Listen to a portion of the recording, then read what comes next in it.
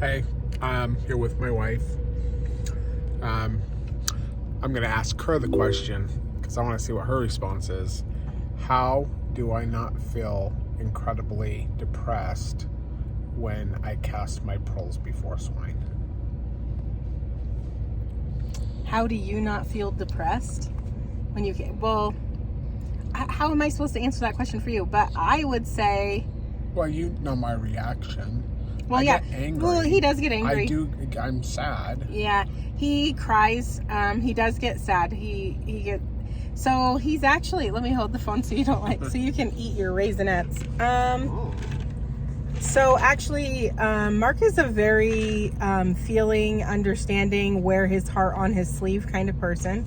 It kind of drives me nuts a little bit. We're kind of a little bit opposite. I'm very direct, scientific, and logical. Very logical person. And I'm a teacher, so I just am very much like evidence driven.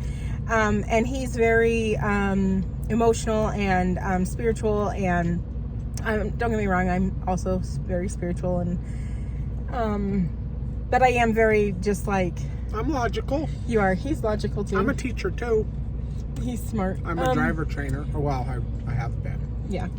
But so the whole casting your pearls before swine. So God didn't say, hey, only tell a couple of people about this, and he didn't tell him, hey, only tell people that you think are going to believe you, or hey, don't tell people openly because then they're going to be mean to you and persecute you and think that you're a liar.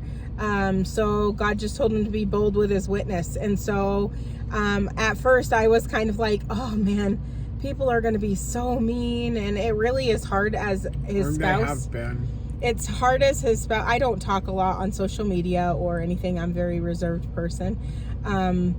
But it's hard as a spouse to watch people say, honestly, really stupid stuff to him, because they're very quick to judge, and they say things that it doesn't even make sense, because it's like, do you even read scriptures? Do you even know anything about any of the past prophets? Because it's funny because they're like, oh, you're a so-called prophet, and I don't even know if you're one of those people who's like, you're a so-called prophet, you're a self whatever it's called, prophet. I'm self-proclaimed like Joseph Smith. People say that all the time. But every single prophet, all of them throughout history, an actual prophet, okay, an actual one, not presidents of the church, not presidents, no, we're talking about prophets, not presidents, sorry. All of them were thought to be lunatics. They were they were hurt by other people, they were cast out, they were persecuted, in all different kinds, all different manner of ways. All of them were, every single one.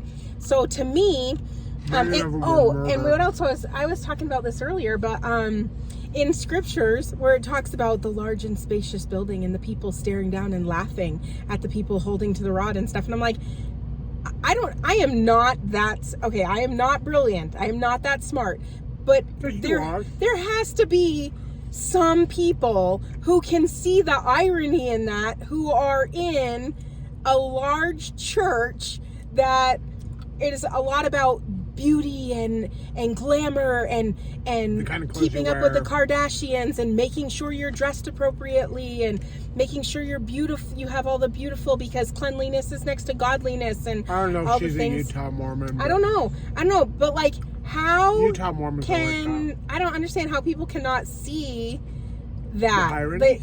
Just like, this was prophesied. All of this was.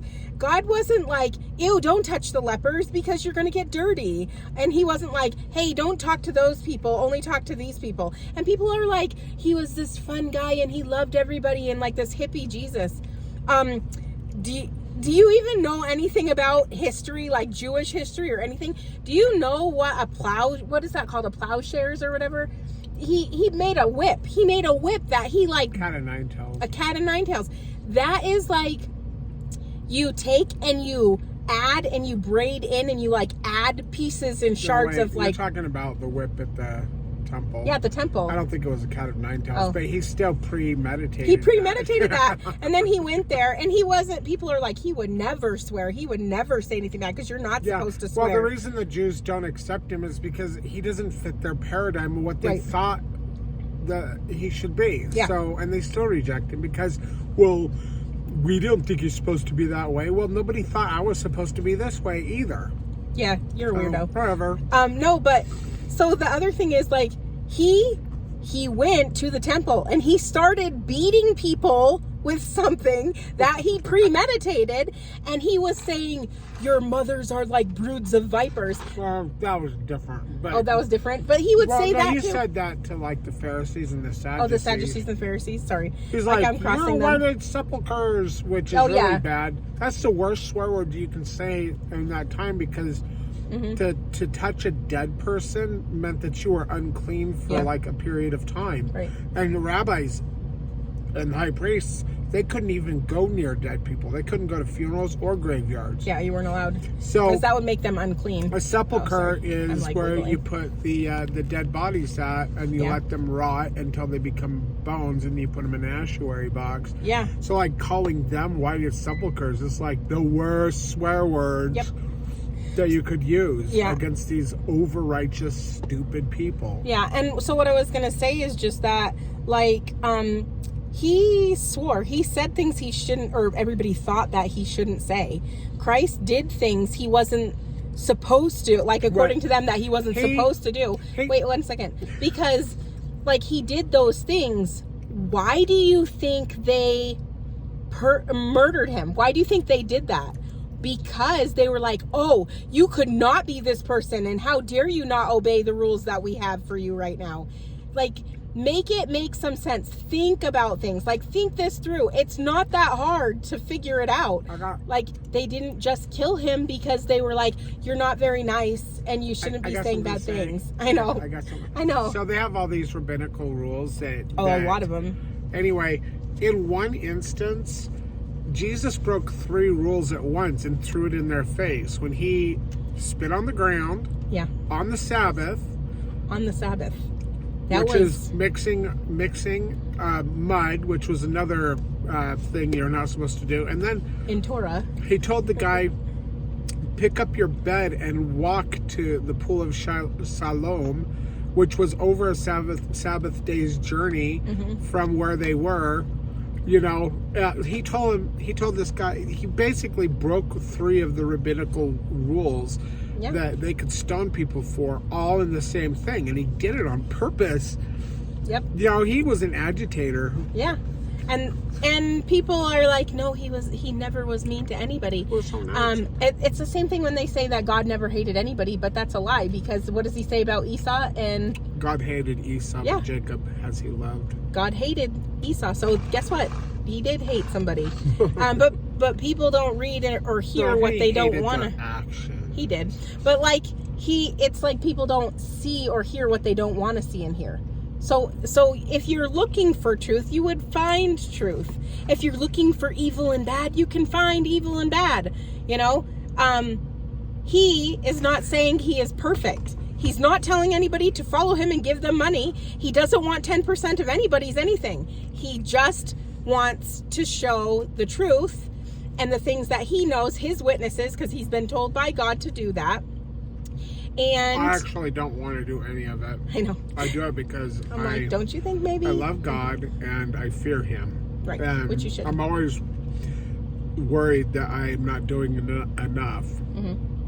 You know, but at the same time, it's overwhelming because it's like 99.999%, you know, throwing my pearls before swine who pretend to be religious, like over-righteous, whatever. At least on Sunday they are. Yeah. But, I was going to say one more thing, too, about the whole swearing thing. So I don't know if you know any other languages at all, or if you have ever studied any other language other than the one that you have, or English. But in other languages, there's things that you can say that is a really bad swear word. Like if you... bloody! Yeah. Like saying bloody, like that is horrible. That's terrible. You shouldn't say that. Say that. That's like a cuss word. If you were German and you called somebody a bottle, that is really mean. That's like saying the F word. You should not call somebody a bottle. And they will do that. They'll call them Kopf, dumb Kopf, or whatever. And it's a really bad insult. It's like really mean. It's like in some countries, you should not put your feet up where people can see the bottoms of your feet. Yeah. It's really, really rude. It's because very it's bad. Like saying you're less than the bottom, that dog feces that I step on kind of thing. Yeah. So you do have to look at things from more than just like an American standpoint, or definitely more than just an LDS, Brighamite LDS standpoint.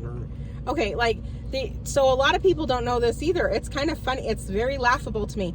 But actually, when Joseph Smith was martyred, did you know Emma did not follow Brigham Young out here? Do you know 6 of the 12 did not follow or come out here? Like, there's a whole history. There's breakoffs upon breakoffs. The largest one ended up being Brigham's group. They came out and they grew. Because he lied. Well, he did. But it's interesting because it says in scripture and DNC, like, where it's like my favorite. I love DNC.